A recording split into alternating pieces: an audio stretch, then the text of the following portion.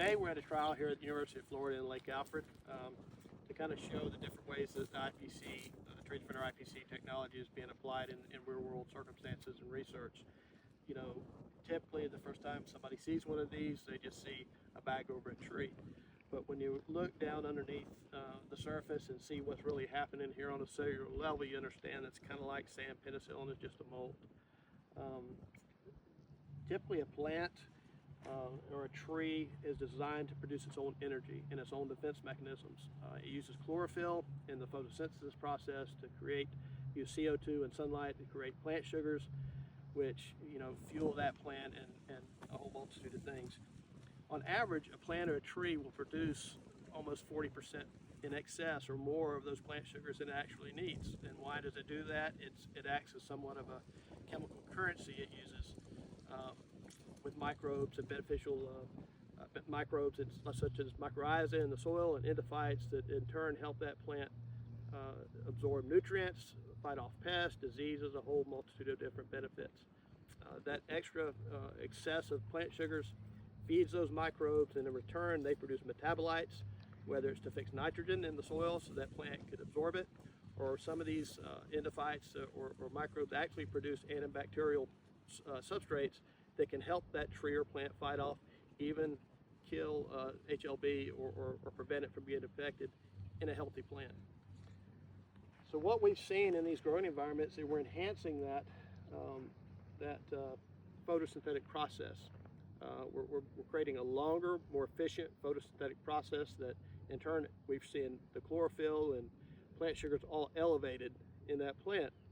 So where that's very important is we see an increase in the microbes as well. The more we're feeding them, it gives them a healthier environment to grow as well. So now you have a plant or tree here with a enhanced microbial community, which in turn feeds that tree and helps that tree or plant absorb nutrients better and fight off disease and pests.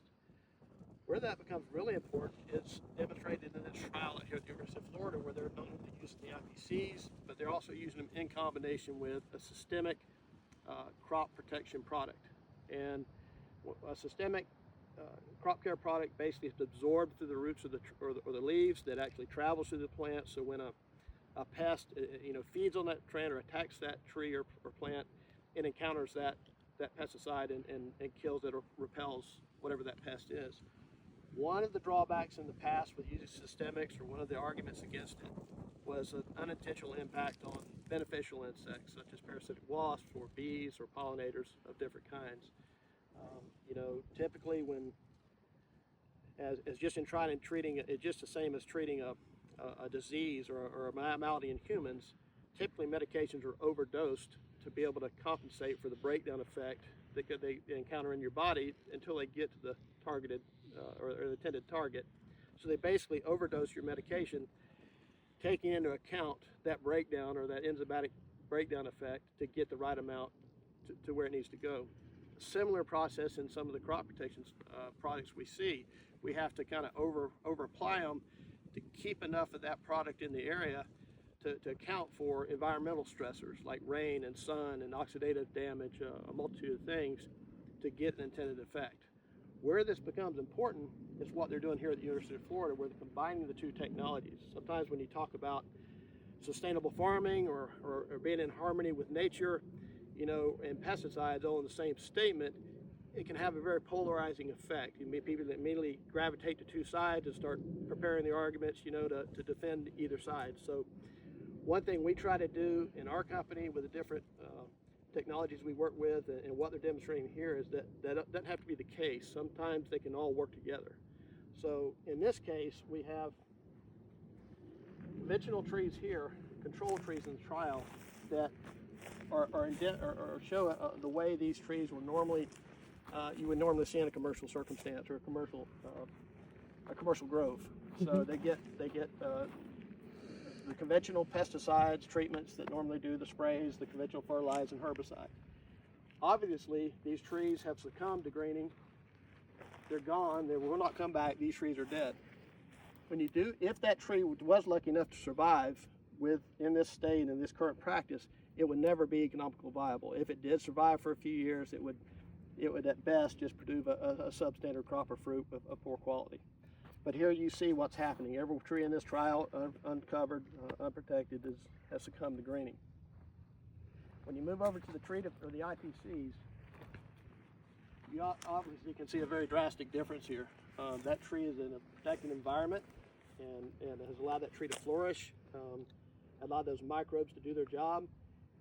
And where this becomes important is that now that you see, you not only have a physical barrier here to begin with, but now you supercharge that tree's immune system pretty much with those increased microbe populations in there.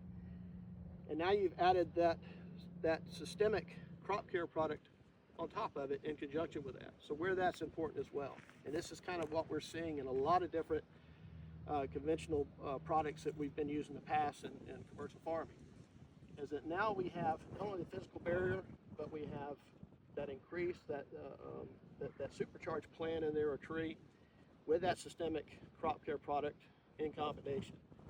So if a pest or disease was lucky enough to get in there or find its way in there and attack that plant or tree, it now encountered a very formidable adversary versus a helpless victim, as you see right here. One of the very important takeaways on this as well is that back to the conventional, whether systemic crop care product or a synthetic spray or whatever, we've been able to kind of blunt that overdose or overuse effect and use less chemical, less rates at a less duration, less frequency, to get a much better efficient effect than conventional application methods the way they're used now. And that's important because that's where we see typically the environmental concern is the overuse or unintended use or unintended damage that usually applies with these. Synthetic pesticides and crop care products are a critical tool. We cannot grow modern farm, feed the world without them, but they have to be used in a proper method, proper